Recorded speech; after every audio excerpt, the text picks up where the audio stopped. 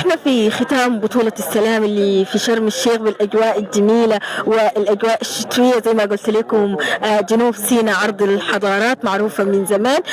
اليوم معايا المشرف العام للبطولة، سعيدة جدا في ختام حفل البطولة اليوم.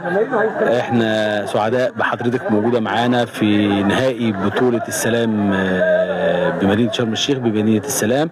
بنرحب بيكم، بنرحب بكل الفرق المشاركة. انا السيد حبيب المشرف العام على البطولة اللي بننظمها داخل مدينة شرم الشيخ داخل مدينة السلام بحضور وفد اليمن، وفد فلسطين، فريق يونايتد، فريق تالنت بيشاركوا في البطولة لمواليد 2013 وعندنا 2011 و2007 و2009.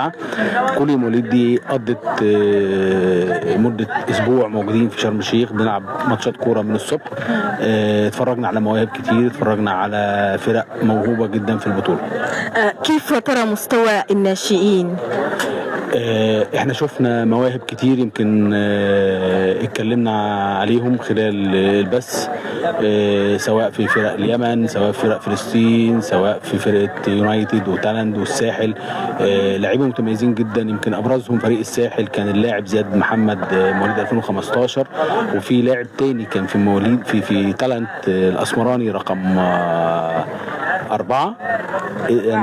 اعتقد انت كنت موجوده معانا، لعيب كويس جدا يمكن انا مش ذاكر اسمه. في لعيبه كتير جدا زي احنا شفنا فعلا لاعبين كتار ولاعبين موهوبين جدا موجودين في البطوله. الموهبه الفقم اللي موجود في البطوله دي، كيف احنا نقدر نستفيد من المواهب دي وكيف نقدر نسوقها وكيف نخلي العالم تشوف المواهب دي؟ ده دور القائمين على البطوله، ان هم ياخدوا الولاد الموجودين دول واللي يتصوروا ويبتدوا يسوقوهم، يعرضوهم على الانديه تقدر تبص. احنا دور الكشاف انتهى من زمان، يرجع تاني دور الكشافين يجوا يتفرجوا على البطولات دي.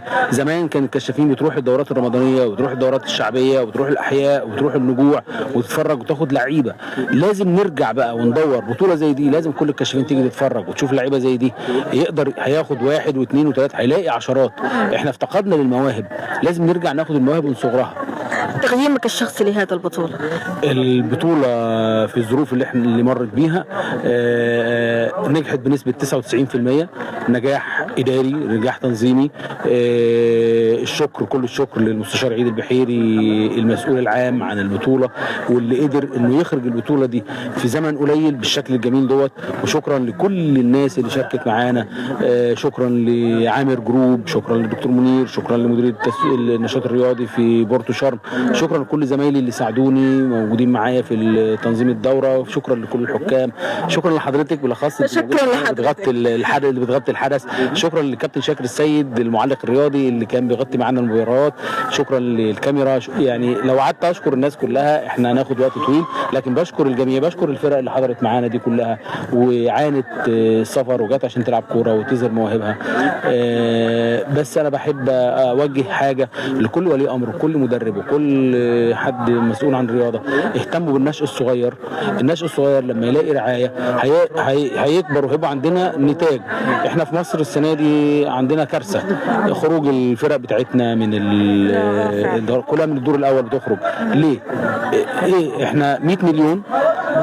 يمكن انا في موقف مر معايا مع احد الاصدقاء الماني مدرب هنا في شرم الشيخ وعنده اكاديميه كوره، بنتناقش مع بعض في ماتش كوره، فبيقول لي انتوا كام مليون؟ قلت له احنا 100 مليون. قال احنا المانيا كام مليون؟ قلت له ما اعرفش. فقال لي انتوا 100 مليون دخلتوا كاس العالم كام مره؟ عندكم كام لعيب موهوب؟ احنا دخلنا كام مره وعندنا كام لاعب؟ فكانت مقارنه صعبه. قلت له اتكلم عليا وعليك في الملعب، والحمد لله نزلنا وكسبته. فكان الرد عليه ان احنا كسبناه في الملعب. ده اللي بتكلم عليه، احنا عايزين الناس كلها تبص. المواهب مش في القاهره بس، المواهب في اسوان، مواهب في حلايب، في شلاتين، في السلوم، في سينا، في كل جمهورنا في مواهب. بس مين اللي ينزل يجيب الموهبه؟ في جواهر، مين اللي يجيب الجواهر دي ويجهزها ويطلعها؟ ممكن يكون الماظه بس مرميه في الرمل، عايزه حد ياخدها يلمعها. هو في لعيبه كده، في لعيبه كويسين عايزين يلمعها، مش عايزين الفرق تقعد تستنى لعيب جاي جاهز. ده اللي انا بتطلع ليه. وبشكر حضرتك مره ثانيه وبشكر كل القائمين على البطوله، ونشوف حضرتك في البطوله الجايه باذن الله. احنا شاكرين لك جدا. شكرا لحضرتك، شكرا للجميع، مع السلامه.